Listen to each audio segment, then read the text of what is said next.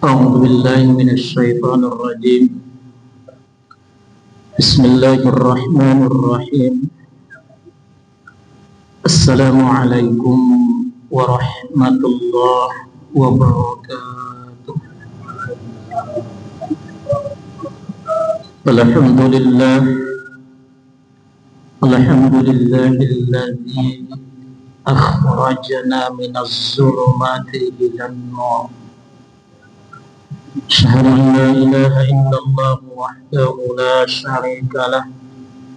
أشهد أن محمدا عبده ورسوله الذي لا نبي بعده. اللهم صل وسلم وبارك على سيدنا محمد وعلى آله وأصحابه أجمعين. قال الله تعالى في القرآن الكريم: بسم الله الرحمن الرحيم. رب اشرح لي صدري ويسر لي أمري واحلل عقدة من لساني yafqahu qawli. Mari kita sama-sama mengucapkan alhamdulillah di hadirat Allah Subhanahu wa taala. Bersolawat kita kepada baginda Rasulullah sallallahu alaihi wasallam. Allahumma shalli ala sayyidina Muhammad wa ala ali Muhammad. Yang sama-sama kita muliakan alim ulama, tokoh masyarakat, Bapak Imam kita, pengurus masjid, Bapak serta Ibu, hadirin ma'al hadirat. Mudah-mudahan kita yang hadir pada malam ini dimuliakan oleh Allah. Amin ya rabbal alamin. Seperti biasa, kita coba melanjutkan pengajian kita pada bulan yang lalu. Bulan yang lalu kita sudah mencoba melihat beberapa hadis tentang akibat daripada perbuatan kezaliman kita kepada manusia bisa mengakibatkan ibadah kita tidak diterima oleh Allah. Itu kaji kita pada bulan yang lalu. Bapak Ibu, hadis kedua yang akan kita coba bicarakan pada hari ini juga lanjutan dari pengajian kita. Pada hadis kedua ini, sebelum saya bacakan hadisnya, bahwa ketika perbuatan kezaliman kita kepada orang banyak, maka yang harus kita tingkatkan selain kita minta maaf kepada orang, minta ridho dan izin kepada orang, adalah memperbanyak ibadah. Saya bacakan hadisnya Bapak Ibu yang dimuliakan oleh Allah. Hadis ini riwayatnya terdapat di dalam Bukhari atau terdapat di dalam kitab Muslim. Bunyi hadisnya begini: Atadaruna mal muflisu? Qala al muflisu fina man la dirhamun wala mata. Rasulullah bertanya kepada para sahabat, "Hei sahabatku, siapakah orang yang bangkrut?" Kata para sahabat, orang yang bangkrut itu adalah orang yang tidak punya dirham dan tidak punya apa-apa. Kata baginda Rasul, bukan. Maka Rasul menyampaikan dalam satu hadisnya, faqala innal muflisu min ummati ya'ti yaumal qiyamati bisolatin wa siyamin wa zakatin. Orang yang bangkrut itu di hari akhirat adalah orang yang datang dia pada saat Allah membangkitkannya. Dia datang dengan membawa pahala sholat. Sholatnya banyak. Artinya ada hadis kezaliman kita kepada orang tersebut. Seandainya tidak kita dapat untuk minta maaf kepada dia, tak bisa kita minta izin kepada dia, maka ibadah kita tetap diterima oleh Allah. Satu hadis yang lain, misalnya saya menzolimi orang, saya ambil hartanya saya makan, apakah ada kaitannya untuk ibadah yang kita kerjakan itu tidak akan diterima oleh Allah karena harta bapak ini saya makan? Hadis mengatakan sebahagian ada. Tapi pada hadis yang lain juga ibadah yang kita kerjakan tetap Allah berikan pahala. Saya misalnya, saya makan harta bapak ini, tak ada tempat saya minta maaf, minta izin, tak pernah saya minta izin kepada dia. Merelakan harta yang dimakan itu tak pernah. Tapi ibadah yang saya kerjakan itu tetap akan diberikan oleh Allah pahala.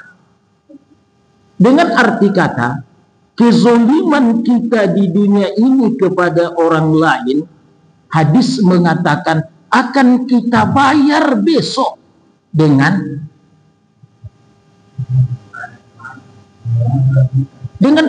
ibadah kita kan. Kita kan tidak bawa harta ke sana. Ada bapak bawa harta ke sana besok? Nggak ada. Kita tidak ada bawa harta. Yang kita bawa adalah ibadah kita. Kata baginda Rasulullah, umatku itu datang nanti pada hari kiamat bisolatin wasiyamin wazakatin. Dia membawa pahala yang sangat banyak, pahala solatnya. Dia bawa pahala zakatnya. Dia bawa pahala sodakoknya. Wa ya'ti qad satama hadza wa qazafa hadza wa akala maza hadza wa safaka dama hadza wa doroba hadza. Dulu ketika di dunia dia pernah memakan harta orang lain. Saya bawa amal saya banyak, pahala saya banyak. Tapi dulu di dunia saya pernah memakan harta orang. Misalnya begini,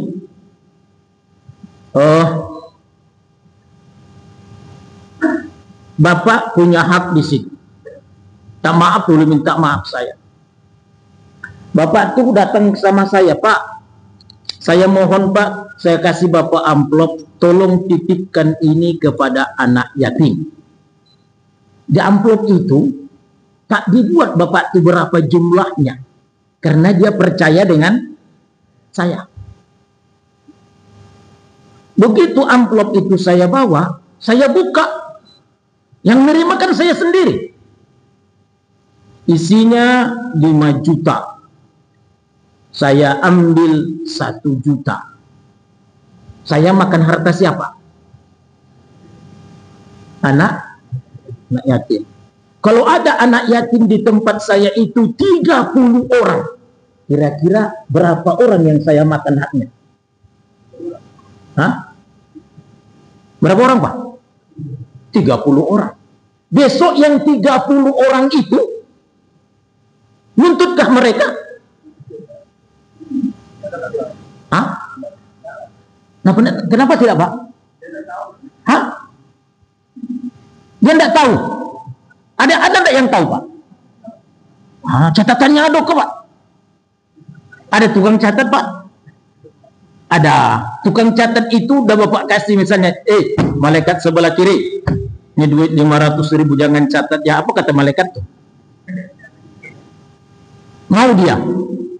Kata malaikat yang sebelah kiri, maaf Pak, saya tak butuh uang. Yang bisa disogok itu siapa, Pak? Ya Pak Ustaz. Yang butuh uang. Saya kalau orang bercerita tentang sogok menyogok, ratus kali gajinya banyak, itu karena belum kita. Betul? Orang cerita korupsi, kita benci dengan orang yang korupsi. Kalau sempat masalah itu ada pada diri kita, mungkin. Betul, Pak? Iya enggak? Maksud saya itu Pak, maksud saya itu sejahat orang pun, sejahat apapun orang, jangan langsung kita sering mencaci karena belum giliran untuk kita belum diberikan kesempatan. Kalau sempat Allah berikan kesempatan, kemungkinan besar lebih parah saya ketimbang dia. Nah, kaji kita tadi, maka orang yang 30 orang anak yatim itu mereka akan menuntut. Mereka akan menuntut. Yang mereka tuntut siapa? Datang saya besok, Pak, aku dalam catatan nampaknya infak Bapak itu untuk anak yatim sekian, Pak. Yang kami terima sekian, hilang 1 juta, kemana upayanya, Pak? Untuk mereka besok. Apa pembayarannya, Pak?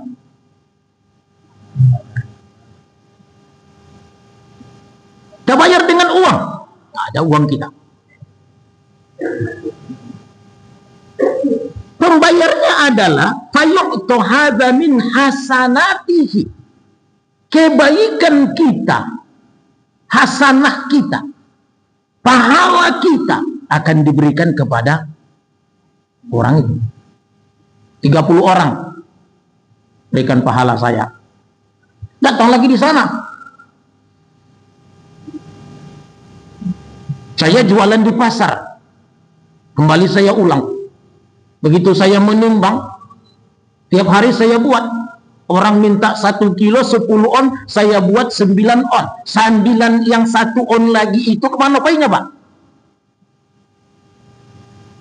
Kalau saya tidak minta maaf kepada mereka, maka di akhirat nanti seluruh orang yang pernah saya zolimi, saya makan hartanya, mereka akan datang.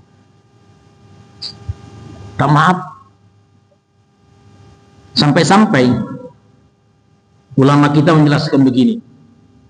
Saya misalnya punya utang dengan bapaknya, ada harta bapaknya saya makan.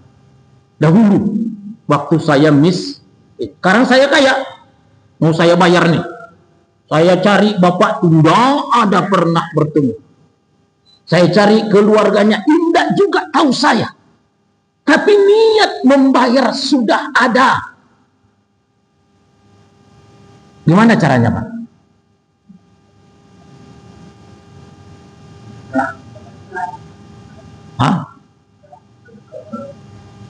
Kan kata bapak ini kan tahu. Kita ambil duit itu. Saya mungkin memakan duit bapak tuh, atau dulu pernah saya ngutang dengan dia, tak pernah saya tahu di mana lagi dia. Sekarang saya sudah punya uang, saya ingin membayar, ya Allah. Bukan saya tak mau bayar, ya Allah. Saya ingin membayar, tapi saya tidak pernah bertemu dengan orangnya lagi. Gimana solusinya, ya Allah? Lama kita sebagian mengatakan, ambillah uang sejumlah yang Anda ambil tersebut, wakafkan dia atas nama yang bersangkutan.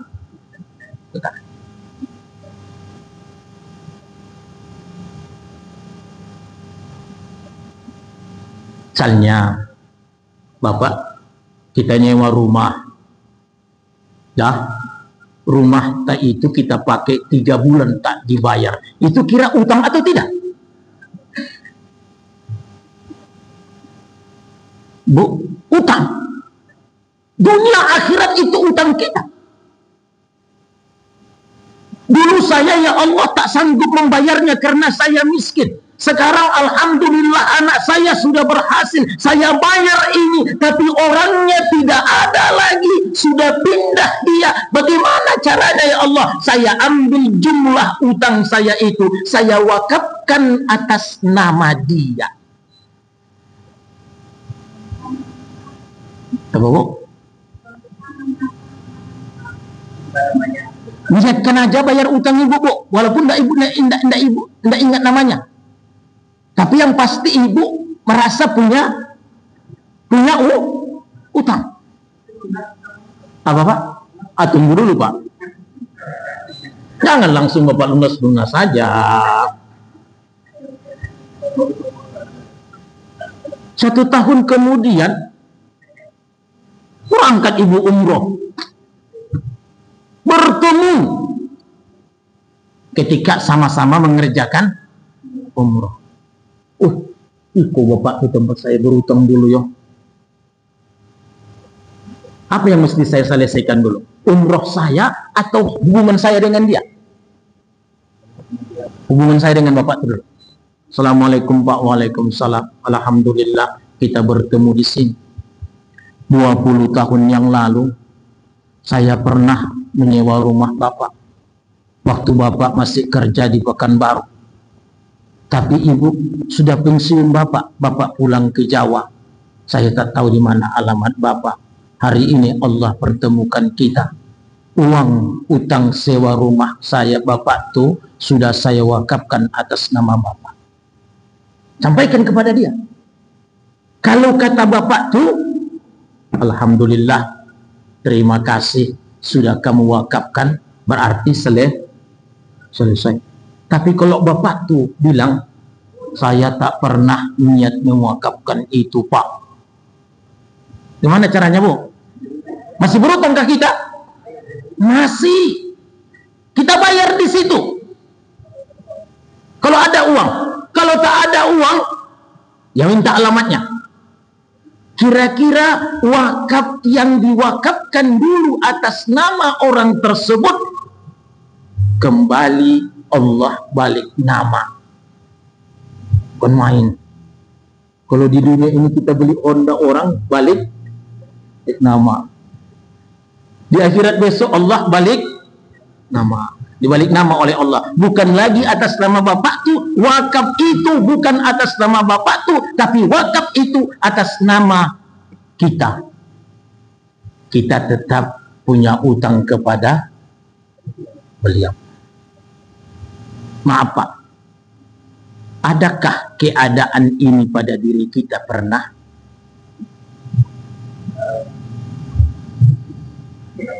Bu, nih saya buka nih cuma satu yang mau saya tanyakan. Adakah keadaan ini kena kepada kita? Kalau ada Pak, wakafkan atas nama dia. Kalau tidak, perbanyak ibadah. Perbanyak ibadah. Karena pembayarnya besok ibadah kita. Salah satu perbuatan yang orang akan menuntut nanti di hari akhirat, satu di antaranya wa akala mala haza. Pernah kita memakan harta orang lain. Apalagi wasafaka dama haza, pernah kita menumpahkan darah orang. Saya bunuh orang tersebut. Yang dibunuh ini, pembunuhan ini, itu berarti saya harus bertanggung jawab dunia dan ada orang tanya Pak, saya misalnya bunuh orang, masuk saya penjara, kira-kira udah selesai enggak?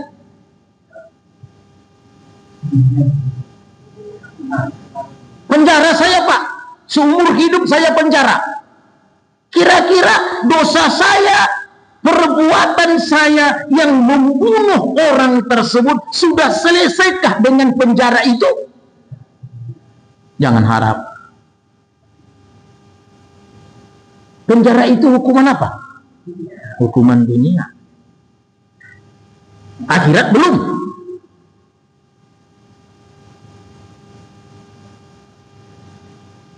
Sama dengan kita korupsi Pak. Saya makan harta bapak. Bapak adukan saya masuk, saya ke penjara. Apakah sudah selesai? Tidak. Maka ada 3 perbuatan. Dalam hadis riwayat Muslim, ada 3 perbuatan yang paling mulia kalau perbuatan itu bisa diperbuat oleh kita. Pertama adalah antahu amman zolamaka. Ketika kamu dianiaya orang, ketika kamu disakiti orang, kamu berikan maaf walaupun mereka tidak minta maaf. Mau atau tidak? Bapak duduk misalnya di atas sajadah, ya Allah, siapa saja yang pernah memakan harta, hari ini saya izinkan, saya halalkan semuanya. Bisa enggak kita berkata seperti itu?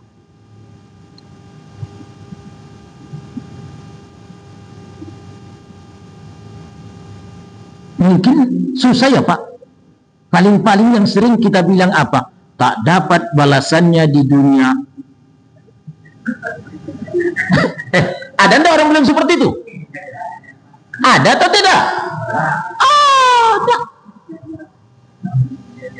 Nggak dapat di dunia? Aturannya apa salahnya bilang? Kalau tidak dapat di dunia ini Allah, karena dia tidak tahu saya lagi, mungkin sudah meninggal, saya maafkan. Bisa enggak seperti itu?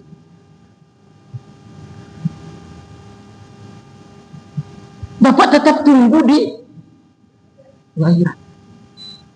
Serah Bapak itulah, nggak bayar nggak usah, di akhirat besok kita bertemu. Wah, kok kalau seandainya kita bisa mengatakan, ya Allah, segala dosa orang, perbuatan orang, kezoliman orang, saya berkedai banyak yang berutang, saya punya sewa rumah banyak yang tak bayar. Hari ini dengan nama Allah saya selesaikan semua, saya ikhlaskan semua. Ada enggak seperti itu?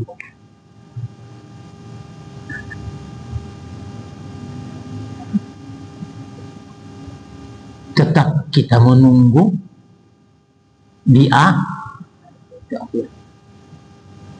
Kira-kira kalau menunggu di akhirat,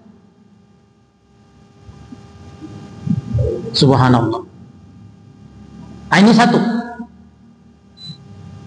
Jadi yang pertama, Bu, hindarkan memakan harta orang.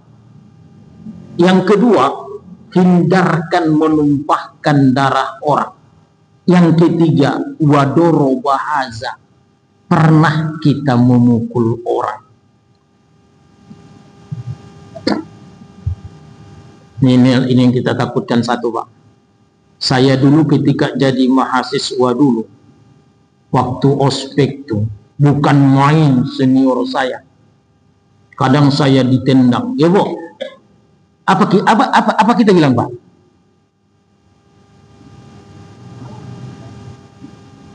Ditendang saya, Pak. Disuruh masuk ke dalam barek. Terlambat sedikit, pang. Kira-kira ikhlas dah saya itu. Bapak ikhlas enggak?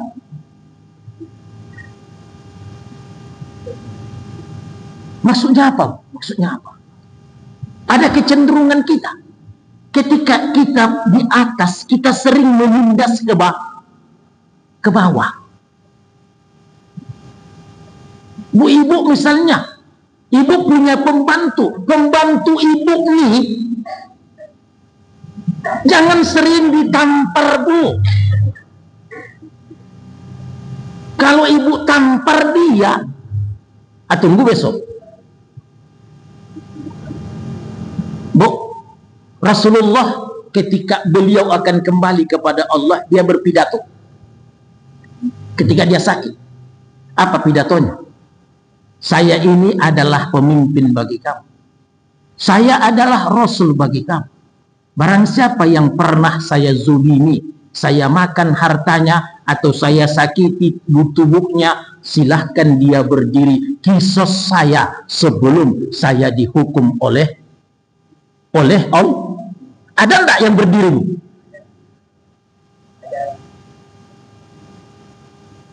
Ada yang berdiri.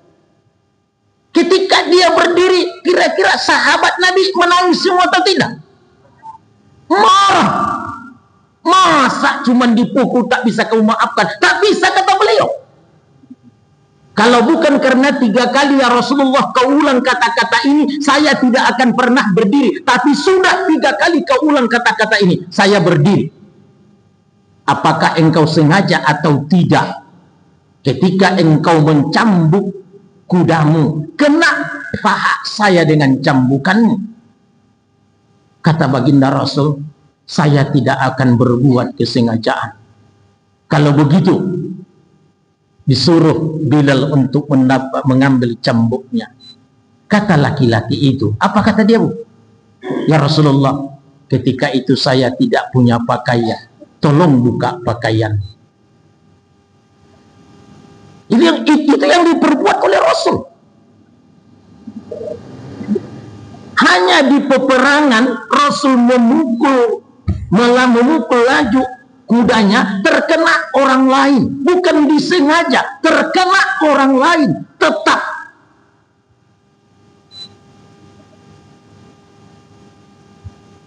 Makanya bapak-bapak jangan sering memukul bini.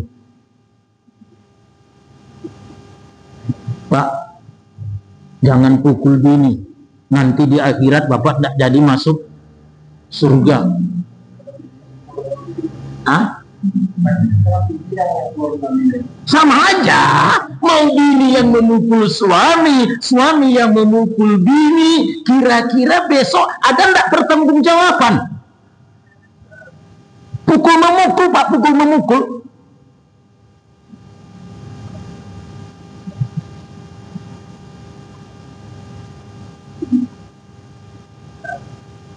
Jadi, makanya ibu-ibu, tapi kalau bisa ikhlaskan ya, Bu. Kalau sudah pernah dipukul suami, bilang aja lah, saya maafkan. Jangan. Hah? Ya kalau bisa saling memaafkan, Pak. Tapi kan tidak semudah kita memaafkan orang, Pak. Hah? Kalau dimaafkan tidak rela, sama aja dengan bohong, bukan memaafkan namanya. Kalau ada satu hadis, Bu, ada satu hadis. Ta'isu, silahkan kamu hidup mencari kebahagiaan. Allah tazlimu, jangan kamu berlaku zalim. La yahillu malum ri'in muslimin illa bidibin nafsi. Tidak halal harta seseorang muslim itu kecuali tibin nafsi. Mana apa arti tibin nafsi itu, Bu? Memberikan halal dari lubuk hati. Misalnya begini, jam 1 malam istri saya sedang hamil, dia minta mangga orang, saya ambil mangganya jam 1 malam. Besok jam 10 saya jumpai ibu tuh, Bu, tadi malam bini saya minta mangga jam 1 malam, Bu. Saya ambil mangga ibu.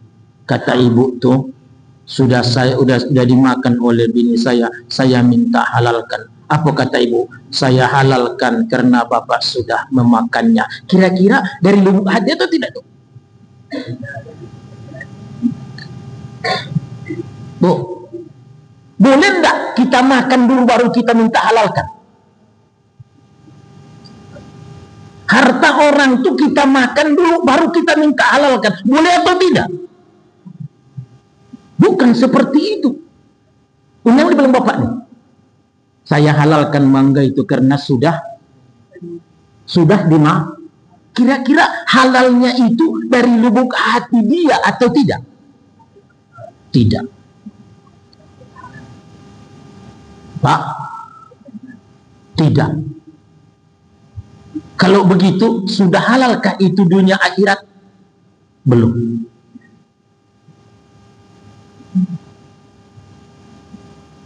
Ini kan sering nih, kita ambil dulu baru kita minta. Nggak boleh. Makanya ibu, kalau ibu menanam jambu di depan rumah, ada satu niat, Bu. Bu tanam jambu ini, ibu tanam. Mulai ibu tanam, ibu berkata, ya Allah, seandainya besok jambu ini berbuah, siapa saja yang mengambilnya saya halalkan. Bu,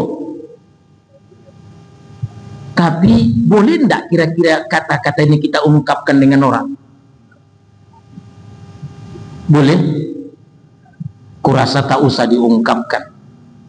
Karena begitu ibu punya pohon mangga di depan rumah itu, ibu sudah sampaikan, bapak-bapak, ibu-ibu, saya nanam mangga hari ini. Kalau berbuah besok, siapapun yang mengambilnya halal.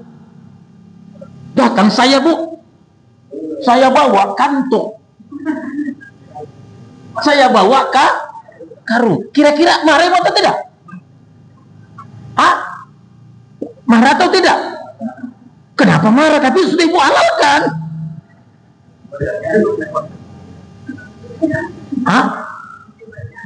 Kan tak ada ibu bilang. Waktu ibu berniat kan tak ada. Siapa saja yang mengambil mangga saya ini, 1 atau 2 halal, lebih dari 2 tak boleh. Ada ibu bilang?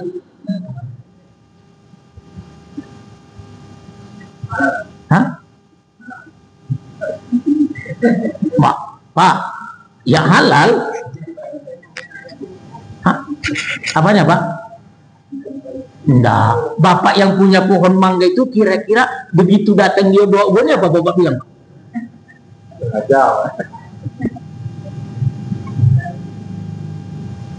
Bapak bilang, lanjut aja, Pak. Itu kan sudah saya halalkan. Bapak bilang gitu. Di mana lah seperti itu? Paling-paling bapak bilang, Pak, jangan bawa boni dong, Pak. Saya kan mau juga ambil 2 atau 3, tapi kan sudah ibu ikrarkan dulu. Iya, saya ikrarkan dulu, tapi tak bawa itu, Pak.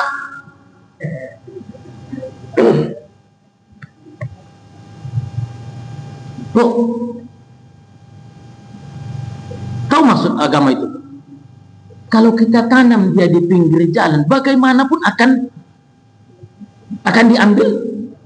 Agar ibu berpahala, apa caranya? Ikhlaskan. Niatkan. Ikhlaskan. Apakah niat kita ini harus kita sampaikan dengan orang, ataukah ucapan kita ini harus kita sampaikan dengan orang? Tak usah. Ada niat yang harus disembunyikan.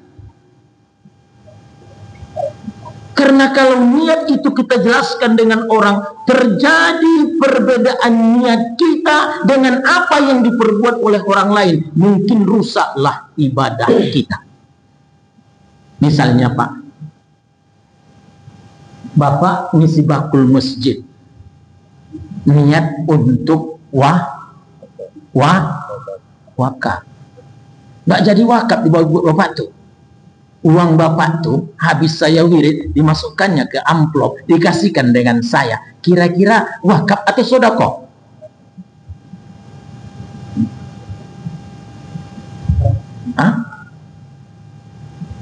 Bapak ngasih duit 200.000 berwakaf ke masjid. Nah, yang 200.000 itu dimasukkan Bapak ke amplop, dikasihnya sama Pak Ustadz. Kira-kira wakaf atau tidak? Wakaf lah. Menurut Bapak wakaf atau tidak? Wakaf. Tergantung niatnya. Niatnya kan itu, Pak. Ya. Niatnya kita berwakaf. Dan niatkan wakaf.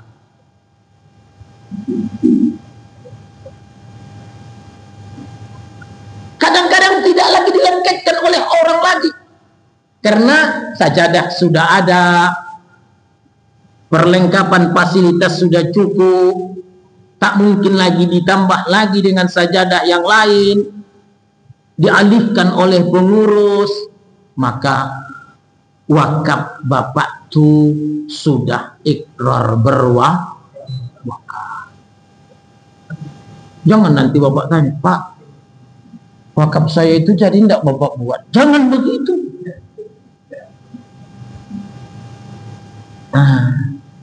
Ini kan banyak nih.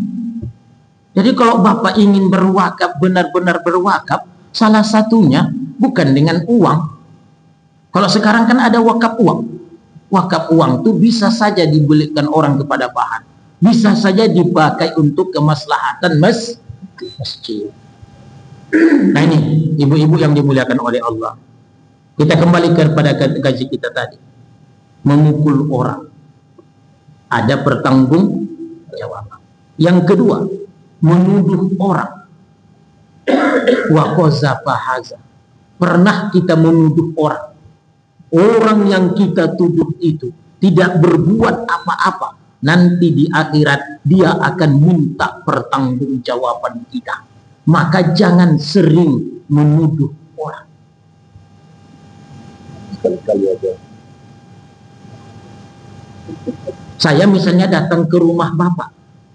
Begitu saya keluar, hilang sandal Bapak. Jangan tuduh saya. Kalau Bapak menuduh saya, Bapak tuduh saya berbuat seperti itu tuduhan Bapak tuh bukan hanya di dunia ini Bapak pertanggungjawabkan, tapi di akhirat besok.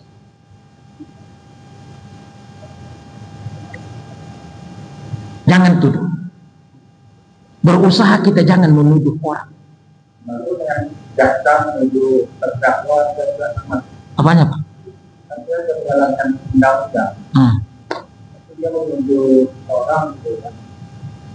Pokoknya kalau yang kita tuduh itu tidak benar, tetap pertanggungjawaban dunia dan akhirat. Apapun bentuknya. Makanya setiap tuduhan itu butuh saksi. Siapa saksi itu, Pak? Saksi itu adalah syaratnya melihat dia terhadap kejadian itu. Tidak boleh saksi itu yang tidak melihat. Harus dia lihat. Kita tuduh orang berzina, harus ada saksinya bahwa mereka melihat perzinaan itu terjadi.